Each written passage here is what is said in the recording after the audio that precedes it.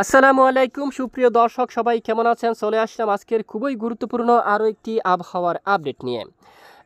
আবারও ধেয়ে আসছে দক্ষিণাঞ্চলে প্রবল বেগে ভারী বৃষ্টি, যার কারণে আমরা দেখতে পাচ্ছি চট্টগ্রাম, সন্দ্বীপ, রামগতি, তাজুমুদ্দিন, চরপেশন, কলাপাড়া, বরগুনা, পটুয়াখালী, রাঙ্গামাটি, লক্ষ্মীচড়ি, কাপ্তাই, বান্দরবন, বাঁশখালী, কুতুবদিয়া, থানচি, আলীকদম, কক্সবাজার, উখিয়া থেকে শুরু করে বাংলাদেশের দক্ষিণ উপকূলীয় অঞ্চলে জেলায় জেলায় হতে পারে মাঝারি থেকে ভারী বৃষ্টি।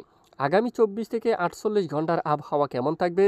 রাজধানী ঢাকা বিভাগ থেকে শুরু করে উত্তরাঞ্চল সহ দেশের দক্ষিণাঞ্চল, ভারতের পশ্চিমবঙ্গ, উত্তরবঙ্গ, আসাম, ত্রিপুরা, মেঘালয়, মিজোরামপুর সহ বাংলাদেশের 64 জেলার মধ্যে কোন কোন জেলাগুলোর উপর ভারী বৃষ্টিপাতের সম্ভাবনা রয়েছে, নিম্নচাপের আশঙ্কা আছে কিনা তা জানাবো। জানতে হলে ভিডিওটি এক নজরে শেষ পর্যন্ত দেখবেন। ভালো লাগলে লাইক করে চ্যানেলটি সাবস্ক্রাইব করে পাশের বেল বাটনে ক্লিক করে রাখবেন। আর ভিডিওটি কোন জেলা থেকে লাইভ দেখছেন অবশ্যই কমেন্ট করে জানিয়ে দিন। এই মুহূর্তে আমরা সরাসরি দেখতে পাচ্ছি আগামীকাল মঙ্গলবার 1 জুলাই থেকে যদি আমরা দেখি, বাংলাদেশের অধিকাংশ এলাকায় মূলত মেঘমুক্ত আকাশ থাকতে পারে, তবে মেঘের আনাগোনা থাকতে পারে আংশিক, তবে বৃষ্টির সম্ভাবনা কিছুটা কম। দক্ষিণ অঞ্চলে কিছুটা বৃষ্টিপাত হতে পারে বিক্ষিপ্ত আকারে, যেমনটা আমরা দেখতে পাচ্ছি বরগুনা সহ ভোলা, মাদারীপুর এই এলাকায় মেঘের উপস্থিতি লক্ষ্য করা যেতে পারে। মোলাদি, চাঁদপুর অঞ্চল, তারপর মাদারীপুর, কালকিনি, নডিয়া অঞ্চল, শিবচর, মতলব, ফরিদগঞ্জ, রায়পুর, এখানে লক্ষ্মীপুর, এখানে চৌমুহনী, নোয়াখালী, তারপরে মোহনগঞ্জ, এখানে এই সকল এলাকায় মেঘের উপস্থিতি লক্ষ্য করা যাবে। সঙ্গে এখান থেকে কিছু কিছু অঞ্চলে বজ্রসহ বিক্ষিপ্ত বৃষ্টিপাত হতে পারে।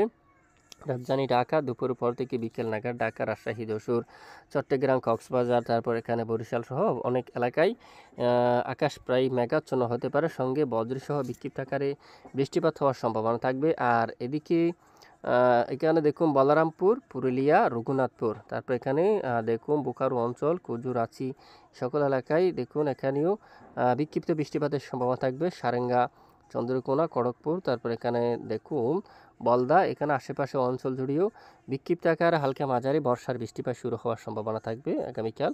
তবে একটানা ভারী বৃষ্টি, ভারী বর্ষণ হওয়ার সম্ভাবনা নেই। বুধবার 2 তারিখ নাগাদ উত্তরবঙ্গের দিকে কিছুটা বৃষ্টিপাতের সম্ভাবনা থাকবে হালকা মাঝারি। এখানে বালুরঘাট, বরগুনা, নন্দিনী গ্রাম, এখানে আশঙ্কা কিন্তু দেখা যাচ্ছে। দিনাজপুর, এছাড়া গঙ্গারামপুর, এদিকে নীলফামারী, পঞ্চগড়, এই যে ধুমার অঞ্চল, বৌদা, ঠাকুরগাঁও, হাতিবান্ধা, কালীগঞ্জ অঞ্চল, এখানে অনেক এলাকায় হালকা মাঝারি বৃষ্টিপাতের সম্ভাবনা কিন্তু দেখা যাচ্ছে।